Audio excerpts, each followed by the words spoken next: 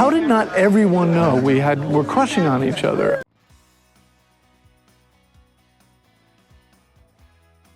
Number 20. Color palette costumes. One of the most memorable aspects of this sitcom is the outfits, since all the friends have their fair share of iconic fashion moments. It turns out these looks were carefully curated by the show's fashion designer to ensure each character stood out on their own, while simultaneously fitting in with their co-stars. Joan and David boots on sale, 50% off. Oh, how well you know me. They're my new, I don't need a job, I don't need my parents, I've got great boots. Starting from the first season, Monica was usually dressed in neutrals, Rachel was given a color palette of blues and greens, and Phoebe could be seen sporting fun patterns. The boys also wore clothes that complemented their lifestyles and personalities, and with this much thought being put into the characters' wardrobes, we're not surprised that fans are still trying to replicate these looks decades later. It's not that we don't like the comedian, it's just that that's not why we bought the ticket. Number 19. Chandler and Monica getting together wasn't planned. I'm still on London time. Does that count? Oh, that counts. Oh, good. Friends just wouldn't be friends without our favorite couple, Monica and Chandler. Yeah, we said it. So it's pretty shocking to find out the creators of the show originally weren't planning to have them last as a couple. But that all changed after the audience's overwhelmingly positive reaction to Monica and Chandler getting together in London. Because of this, their storyline had to pivot. It was a brief thing, and we'd have some fun with it afterward as they both like, oh my God, what did we do? But the way the audience reacted, we realized there's more to this. Believe it or not, Monica and Joey were originally intended to be the sitcom's long-running couple, and we're very happy to see the show ultimately ended up going in the direction that it did. Chandler, she wants you for the rest of her life. We look at you and we see you together, and it fits. We just can't imagine not seeing Mondler's romance play out, so we have to give kudos to the fans who were in the studio audience that day. The audience went insane. We were just standing there. This is insane. We just let them go. Number 18. Matthew Perry got Julia Roberts on the show. This episode is chock full of memorable guest stars, with Jean-Claude Van Damme playing himself and Brooke Shields playing one of Joey's fans.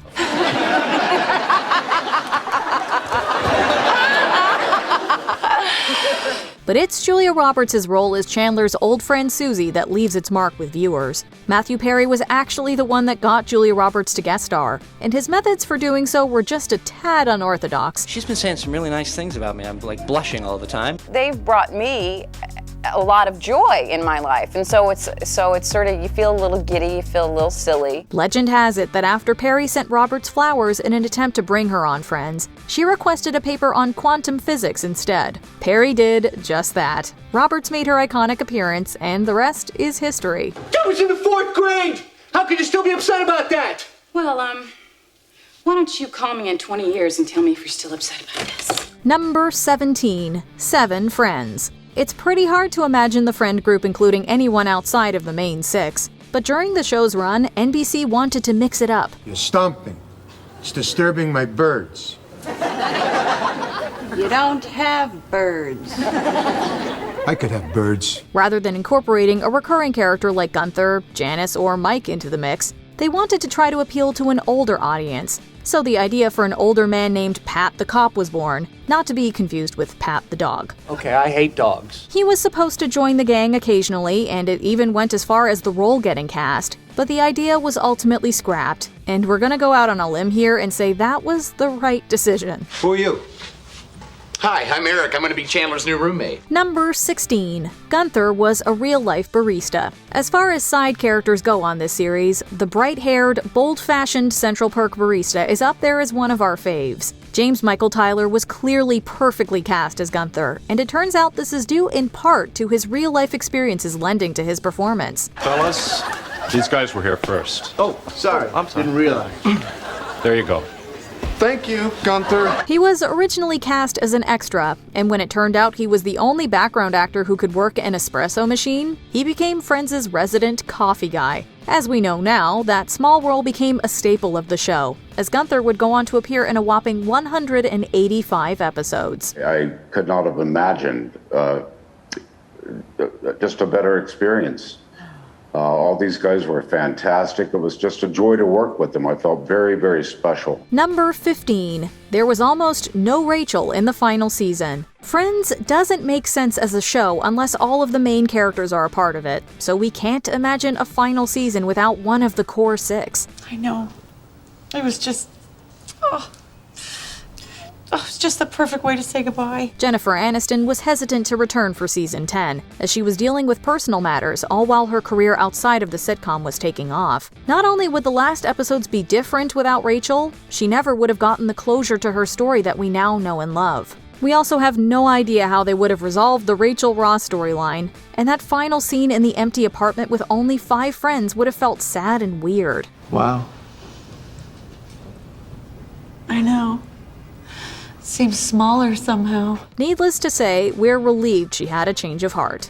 Number 14. Blackout across NBC sitcoms. Season 1 has some of the series' most memorable moments, like Carol giving birth to Ben and the introduction of Ross's pet monkey. This gem is the 7th ever episode of Friends, with its simple plot bringing forth all its charm. The entire city is blacked out. Mom says it's all of Manhattan, parts of Brooklyn and Queens, and they have no idea when it's coming back on. It turns out, however, that the one with the blackout has a deeper backstory. Other NBC sitcoms also featured episodes with a blackout theme on the same night. The episodes were promoted as a part of Blackout Thursday, a campaign designed to highlight 4 of NBC's best Thursday night sitcoms: Mad About You, Seinfeld, Madman of the People, and, of course, Friends. That's right. This network-inspired blackout carries over into 2 other New York-based sitcoms, Madman of the People and Friends. We think this idea was genius, and what can we say? We love a subtle crossover.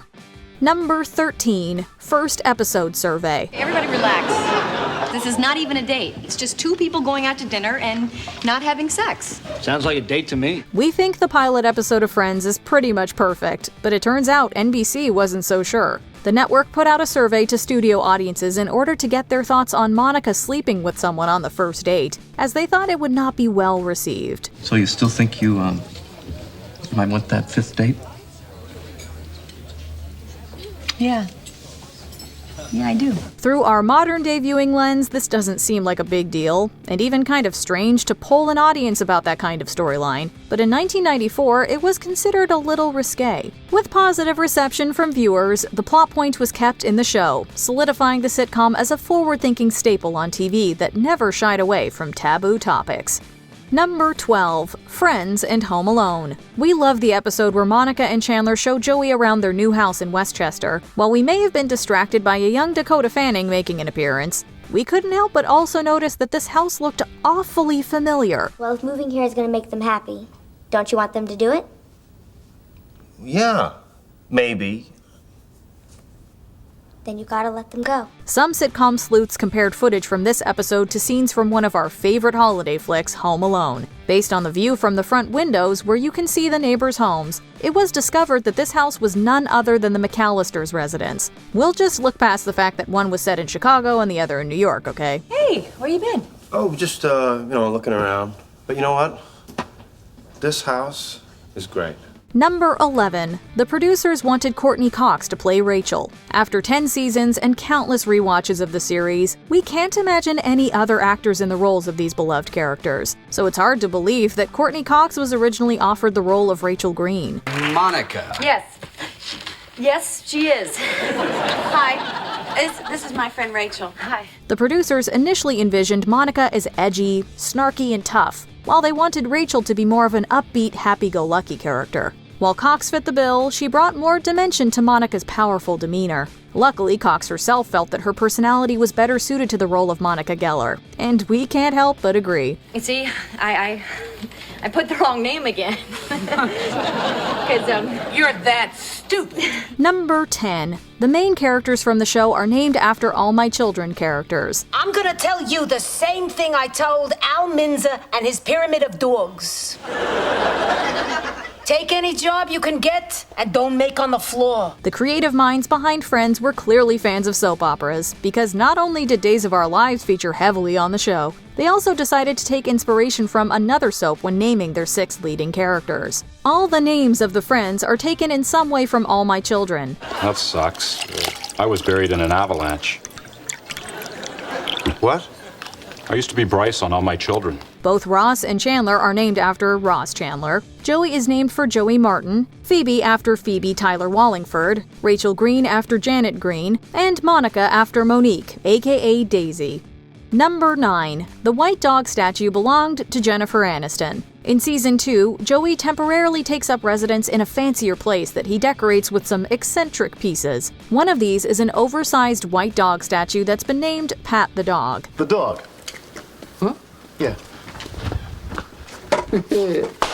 I'll take it.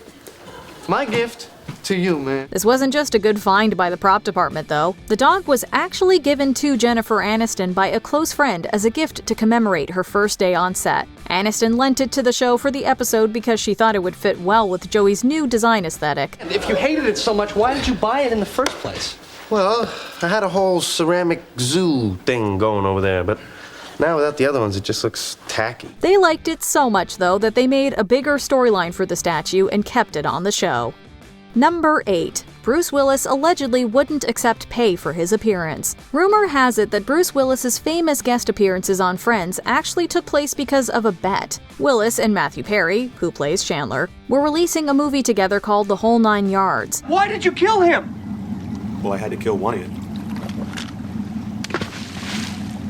Well, then you definitely made the right decision. Allegedly, Perry was more confident about the film's success than Willis was, and the two agreed that if it debuted in theaters at number 1, then Willis would appear on the show for free. Whether or not this TV legend is true, Willis's performance was a memorable one, and it garnered him an Emmy for Best Guest Appearance that year. And he donated his salary from the show to a variety of charities. I'm just a love machine. But you have, baby. Number 7. The show creators co-wrote the theme song.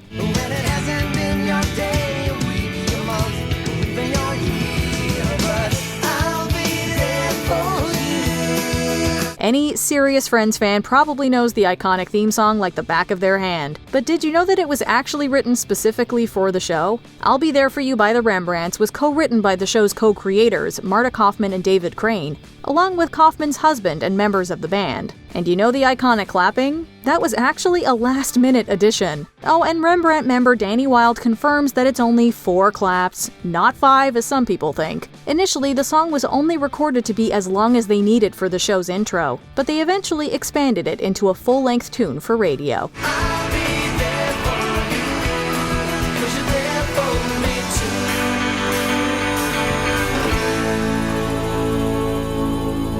Number 6. The creators knew fans wouldn't like Joey and Rachel. Kiss me.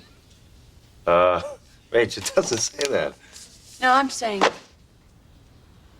But Just what? don't talk. When Marta Kaufman and David Crane pitched a storyline where Joey and Rachel begin to have a more complicated romantic relationship, initial reactions were staunchly negative. The story arc lasted from Season 8 to Season 10, and most fans never really approved. What you may not know, however, is that the show's creators always intended for these two to be poorly matched. They said later on that in real life, sometimes the wrong people fall for each other despite the fact that it's never going to work, and they wanted to explore that reality in the show. I'm crazy about it.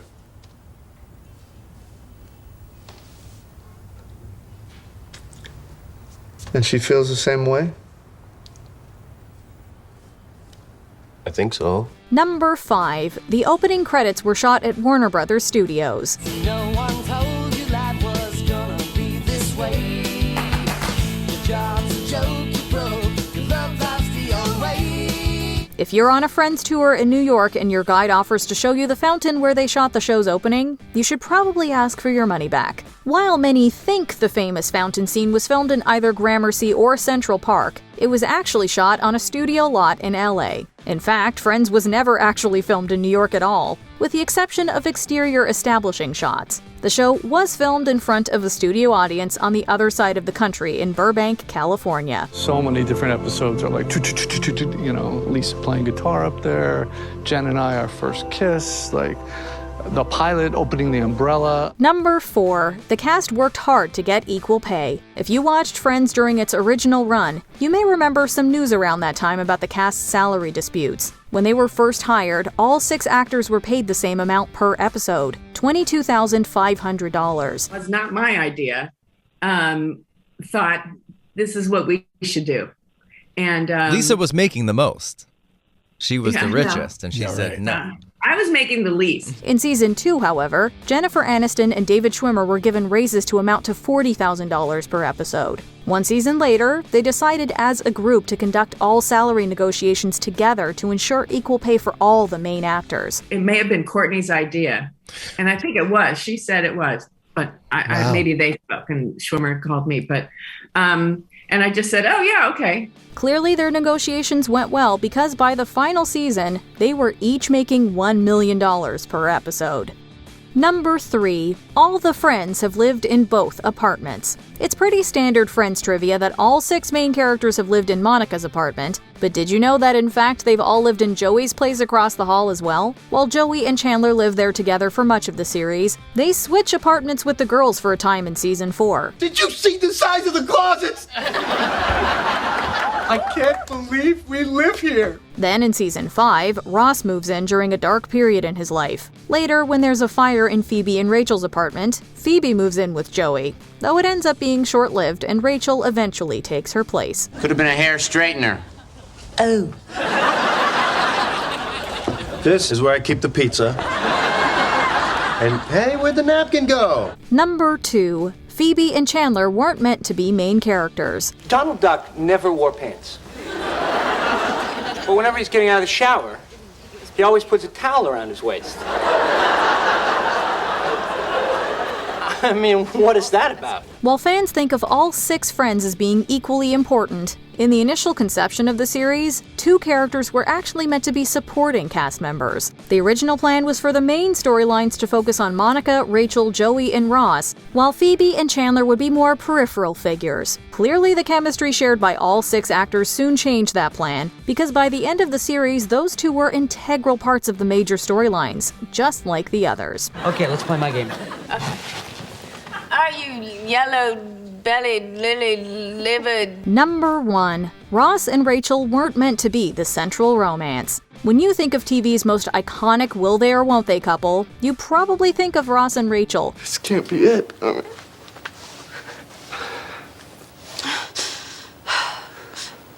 Then how come it is? In the initial plans for the series arc, however, they weren't meant to serve as the main romantic storyline of the show. It may seem hard to believe now, but the central romance of the show was originally supposed to be between Monica and Joey, like we said. However, the producers decided that Jennifer Aniston and David Schwimmer had such incredible chemistry that it made more sense to focus on their relationship. We couldn't imagine it any other way. People have been waiting 10 years to see this couple get together. We've got to give them what they want. We just have to find a way to do it so the journey is unexpected. Which Friends fact surprised you the most? Let us know in the comments. The best 10 years of my life. Love That's to me. all. Yeah. That's nice. That is nice. Marika! Not as nice as mine. Did you enjoy this video? Check out these other clips from WatchMojo, and be sure to subscribe and ring the bell to be notified about our latest videos.